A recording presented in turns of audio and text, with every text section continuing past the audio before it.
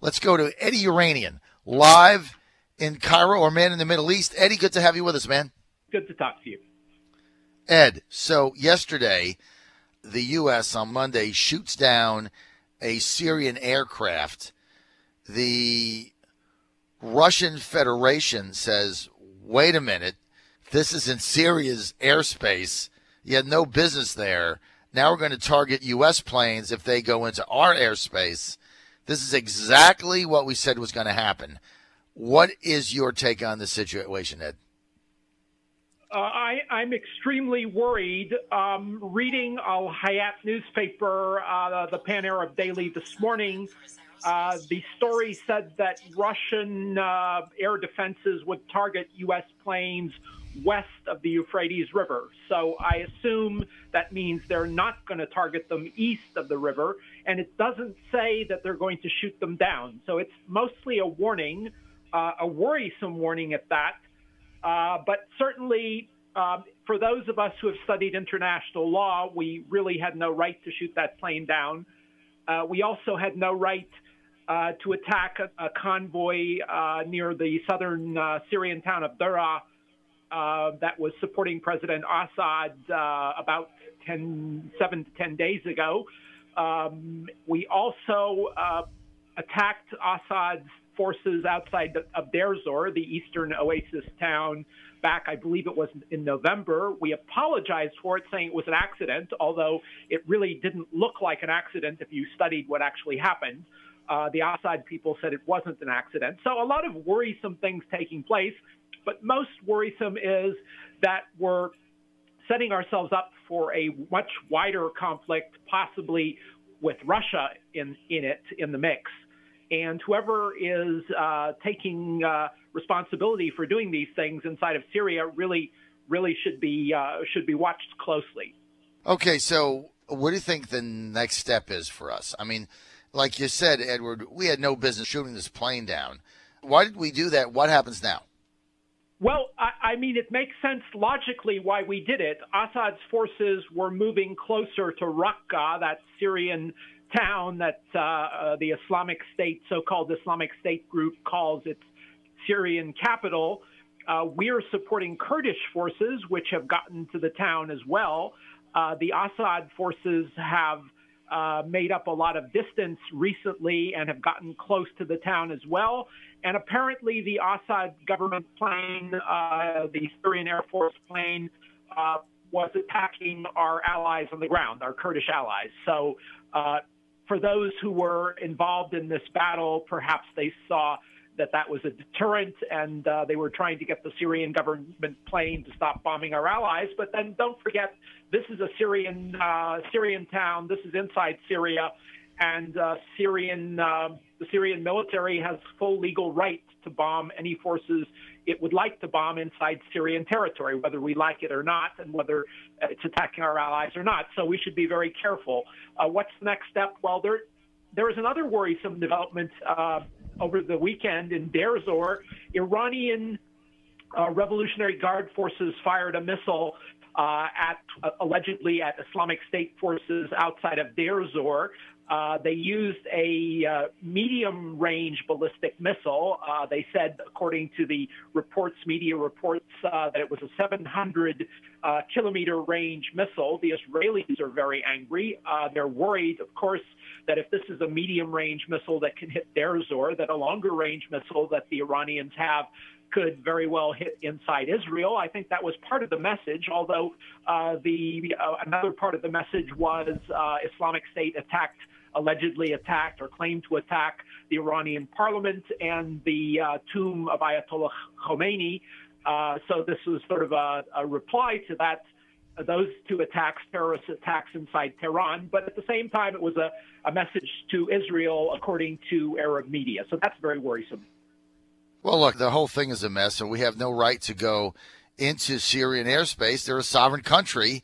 What's remaining of it, we've not declared war. We're not at war with Assad or the Syrian government, and so we have no right to go in there. I mean, you just can't go and shoot planes down. This whole thing is so disturbing, Edward. And look, let's get to the Turks. Where are they now in this whole mess? Well, the Turks are supporting other forces that are sort of inside Syrian territory, but along the border. Arab media, at least Egyptian media, claims that they're supporting this Jabhat al-Nusra group, which is along the border near Idlib. It's supposed to be the Al-Qaeda affiliate until it claimed to have broken ties with Al-Qaeda, which I doubt very seriously. But in any case, they were behind this alleged gas, or involved in this alleged gas attack in the northern Syrian town of Khan Sheikhoun, the one I said that I believe was a false flag operation several weeks ago.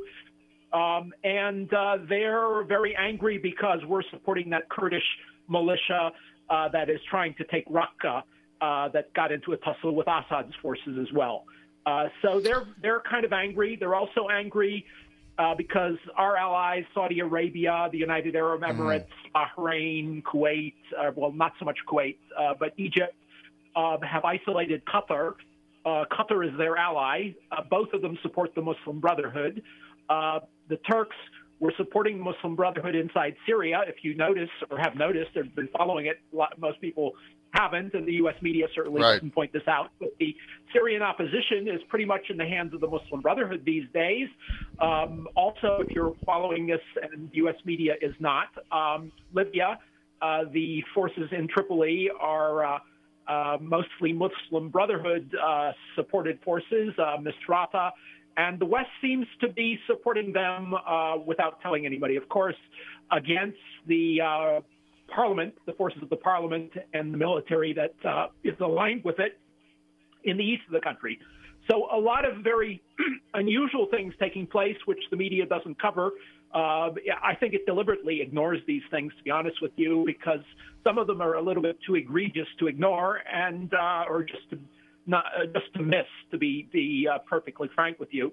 So, you know, I think we're in a position where a war could break out at any moment in about 5 or 6 different places, in the Red Sea, along the Gulf of Hormuz, outside of Yemen. The Iranians and the Saudis are getting into a missile war as well. The Iranians are firing missiles. They could very well fire one even farther than Deir Zor. And the media is not covering any of this stuff, at least not very well.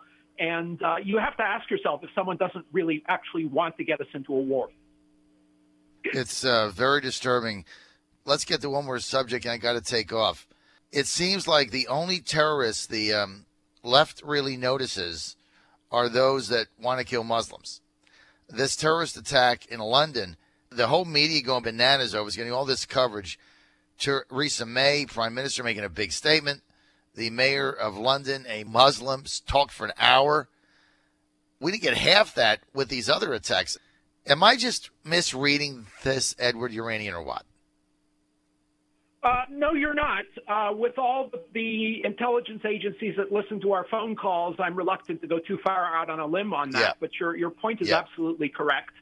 I would like to point something else out, which is sort of tangential, but I think it's very important. I think a lot of these groups or people who are actually carrying out these operations are being manipulated.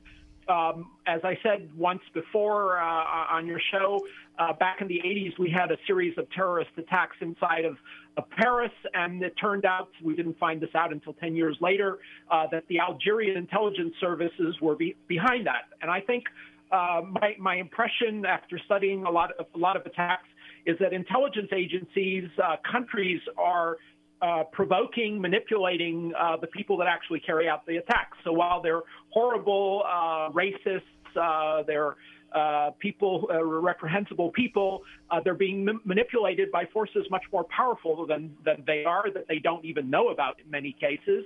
And they're doing these for political reasons. If you'll notice that attack in Manchester, in Britain, which killed a lot of young people, children, it had an effect on the election. And so you'd have to ask yourself if some country wouldn't have wanted to affect the election in Britain in order to make Theresa May lose and to change the outcome of the Brexit and keep Britain inside the European Union. So you have to ask yourself if countries are not, in fact, manipulating the people actually carrying out the attacks. You have to ask that question. You know, Edward, I'm so glad you brought that up because I really thought about that. It was so close to the election, and it did affect the outcome. A lot of young people got involved. They don't want any more of this bloodshed, so they attempt to change the government. It did cross my mind, but you kind of put it there in a succinct way. You don't really know what the government involvement is in these things or whose side who is on. But I think you might be onto something. Out of time. Eddie Yeranian, live, Cairo, our man in the Middle East. Edward, always an honor, man. Thanks for being with us.